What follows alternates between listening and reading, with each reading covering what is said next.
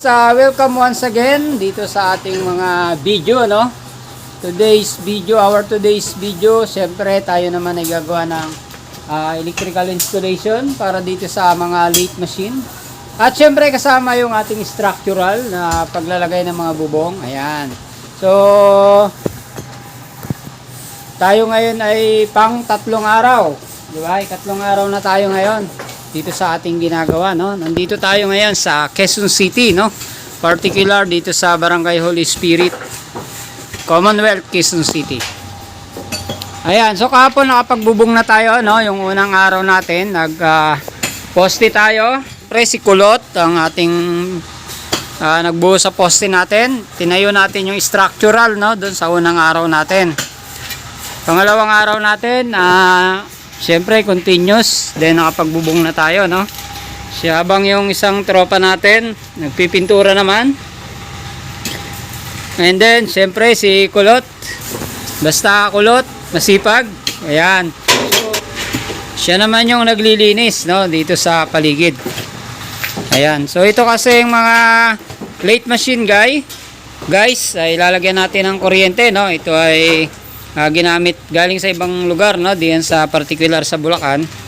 So dinala dito para gawing magamit, no, para magamit ulit kasi matagal siyang na-stock.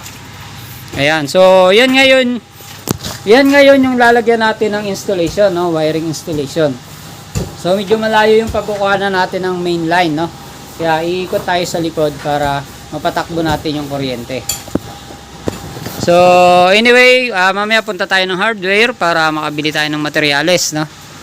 And then sa bandang itaas, nandoon naman si Kuya Harold at saka si Joe para doon sa paglalagay ng ating bubong, no.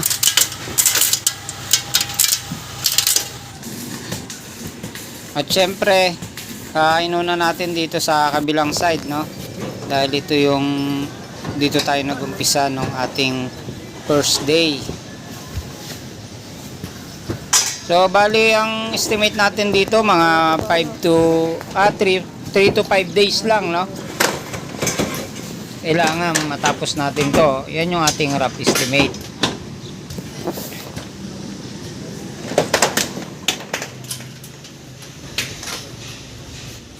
At syempre nilatagan ko na rin ng electrical yung ating main line, malayo yung panggagalingan. Kaya ini-ready ko na rin.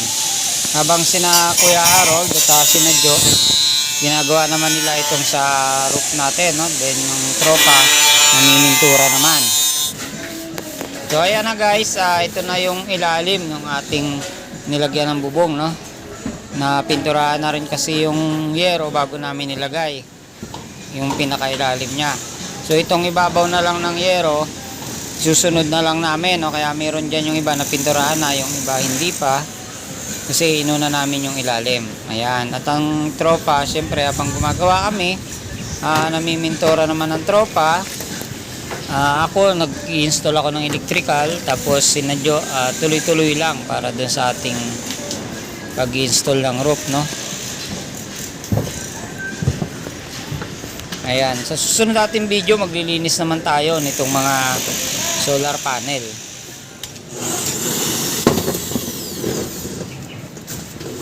So yan, malapit-lapit na tayong matapos, no? Ito na yung ikatlong araw natin. So sumunod na rin yung pamimintura ng bubong para pag natapos tayo, halos sabayan din. Tatapos na rin yung pintura. So primer pa lang ito guys. So ito na guys, after ng 4 na araw, no? 4 na araw nating ginawa itong roof installation natin. Ito na, nilagyan natin ng gutter dito sa harap para protection sa hangin, no. May konti na lang natira para pinturahan, no, tsaka yung sa ilalim. So konti na lang naman at matatapos na rin ng tropa yung pamimintura.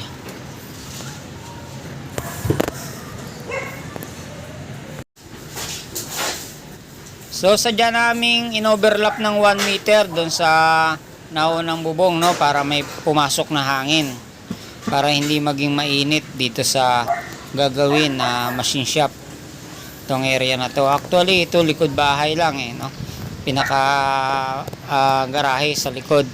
So para mapakinabangan, gagawin pinagtayuan ng mga machine, no, para kung sakaling may gagawin, pwedeng gawin dito sa machine shop.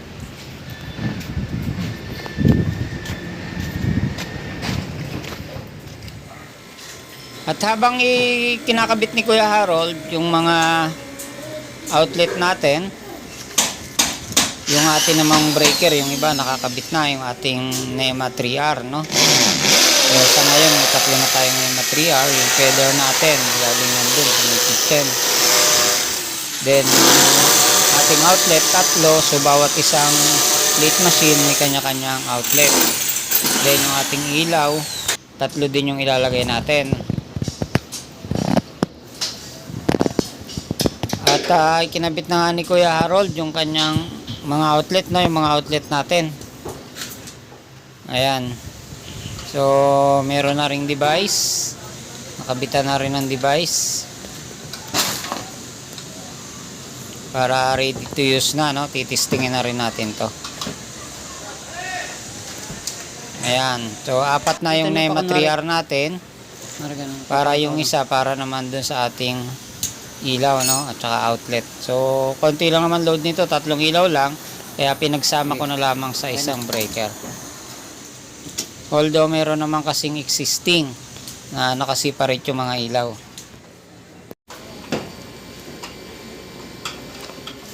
Habang ako naman, kinabit ko na yung ibang breaker na natitira, no. Actually itong ibang breaker na to galing sa barko, kaya kinonvert natin dito sa NEMA 3R.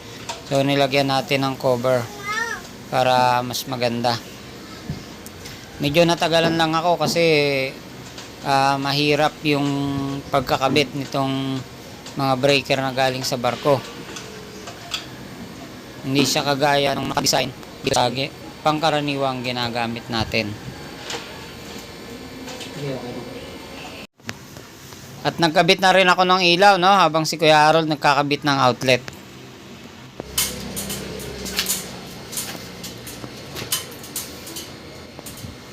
Tatlong piraso lang naman tong ilaw natin na ikakabit dito, no? Dahil maliit lang naman yung area. Kaya nilagyan ko siya ng tatlong ilaw para bawat isang machine ay may katapat na sariling ilaw. Although bawat machine mayroon namang individual na ilaw na nakatutok dun sa mismong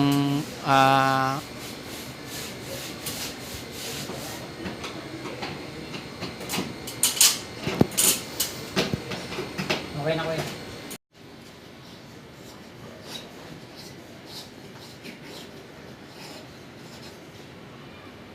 Okay. At ayan, final, no? Kakabit na ni Kuya Harold yung ating mga switch para matesting na natin itong mga ilaw natin. So tapos na rin yung mga outlet. So kailangan bago tayo matapos ngayong hapon, mapailaw na natin sila para to make sure na gumagana. Ayan, naka-ready na din yung mga bumbilya natin, no? So ito na nga guys. Ayan, umiilaw na lahat, no? So na-testing na natin. Ayan. So maraming salamat guys sa panonood. Okay.